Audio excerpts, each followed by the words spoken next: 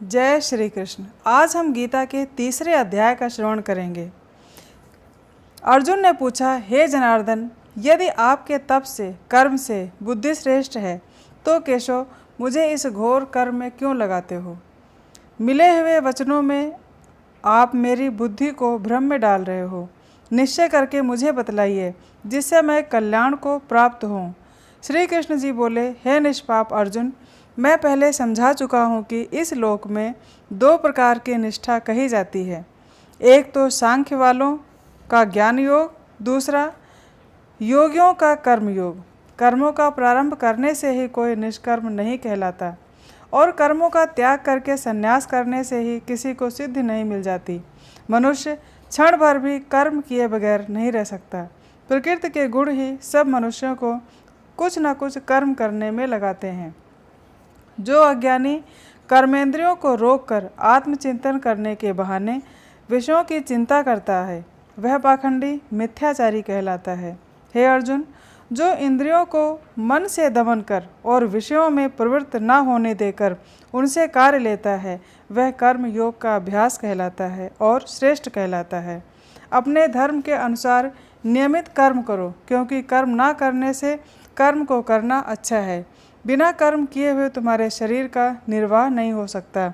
हे कौन्तेय, यज्ञ के निमित्त किए जाने वाले कर्मों को छोड़कर जितने कर्म हैं उनके करने से मनुष्य को बंधन होता है। अतएव तुम फल की इच्छा त्याग कर यज्ञ के लिए कर्म करो। सृष्टि के आरंभ काल में ब्रह्मा जी ने यज्ञ सहित प्रजा को उत्पन्न कर प्रजा से कहा था कि यज्ञ आदि कर्म करके बुद्धि को प्राप्त होगे। यही सब कर्म तुम्हारे निमित्त कामधेनु होवेंगे। इस यज्ञ से तुम देवताओं को संतुष्ट करते रहो और देवता भी तुमको संतुष्ट करेंगे। इस प्रकार परस्पर बर्ताव करते हुए तुम और देवता कल्याण को प्राप्त होगे। यज्ञ आदि कर्मों से प्रसन्न होकर देवता तुमको इच्छित सुख की सामग्रियाँ देंगे, परंतु उनके दिए हुए दान को जो बिना उनका भोग लगाए हुए ग्रहण करता है वह चोर है।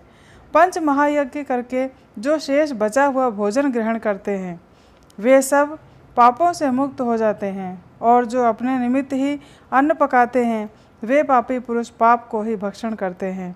अन्न से ही प्राणियों की उत्पत्ति होती है। अन्न मेघ से उत्पन्न होता है, मेघ यज्ञ द्वारा जल बरसाता है और यज्ञ की उत्पत्ति कर्म से होती है। कर्म की उत्पत्ति ब्रह्मा से होती है और ब्रह्म अक्षर परमात्मा से। इस कारण सदा सब पदार्थों में रहने वाला जो ब्रह्म है वह सब यज्ञों में प्रस्तुत है। हे पार्थ, इस प्रकार चलाए हुए कर्म के चक्र के अनुसार जो नहीं चलता वह पापमय है। जो पुरुष आत्मा में ही रत रहता है और आत्म आनंद अनुभव से तृप्त रहता है, उसे कुछ भी कार्य शेष नहीं।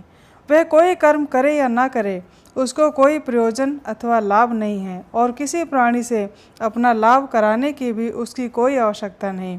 इसलिए तुम भी फल की प्राप्ति इच्छा त्याग कर कर्तव्य पालन करते रहो, क्योंकि फल की इच्छा को त्याग कर्म करने वाला पुरुष मोक्ष को प्राप्त होता है।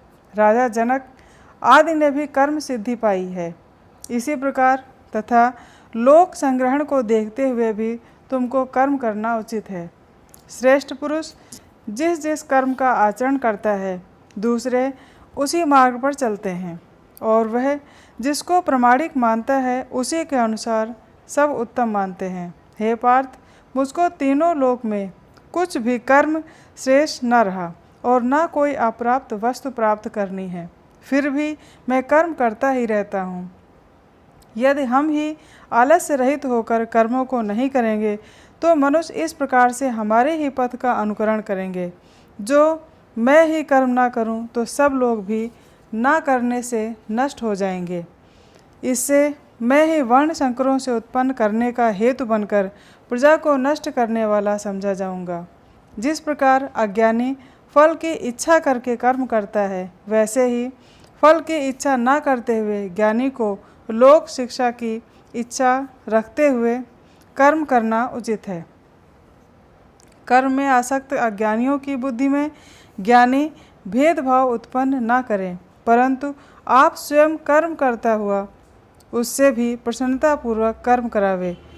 हे अर्जुन, सब कर्म प्रकृति के गुण से ही उत्पन्न होते हैं, परंतु जिनकी बुद्धि अहंकार से भ्रष्ट है, ऐसे मूर्ख लोग समझते हैं कि हम कर्ता हैं। परंतु जो गुण और कर्म के विभाग को सच्चा तत्व जानता है, वह ज्ञानी पुरुष यह समझकर इसमें आसक्त नहीं होता कि गुणों का यह खेल आपस में हो रहा है। हे अर्जुन, अध्यात्म बुद्धि से सब कर्मों को तुम मुझ में अर्पण करके कर्म फल की आशा छोड़कर संग्राम करो।